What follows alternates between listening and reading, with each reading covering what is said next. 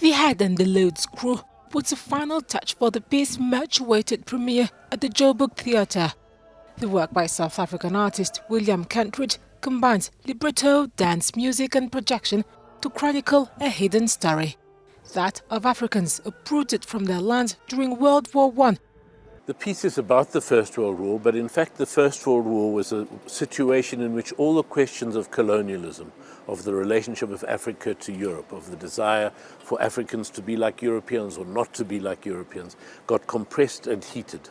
So looking at this historical event is still very much looking at questions which are very alive in Johannesburg, for not just for black people, for white people also. These are questions of how does one make sense of our historical trajectory to where we are now. The UN's Cultural Agency estimates that about 1 million Africans took part in the Great War, among whom a relative of the co-composer of The Head and the Load.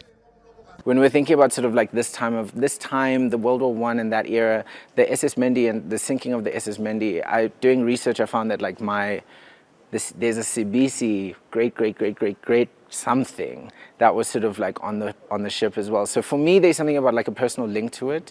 So I think a lot about sort of the personal archive versus sort of like an African archive, and how we sort of like puzzle all these pieces together to really kind of navigate a narrative that we can all be part of and we're all responsible for. Ghanaian proverb, The Head and the Load are the troubles of the neck, is the inspiration behind the title. The production focuses on porters who hoard cannons, provisions and even ships, in addition to a psychological load they carried.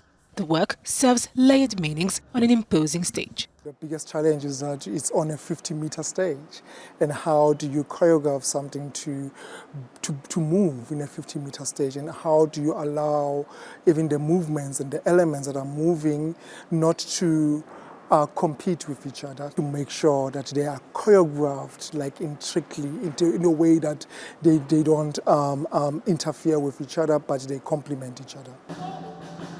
The 90-minute production aims to fill a void for those who never made it back home. More than 150,000 African soldiers, porters and laborers who took part in World War I died during the conflict. The Head and the Load will run through May 6.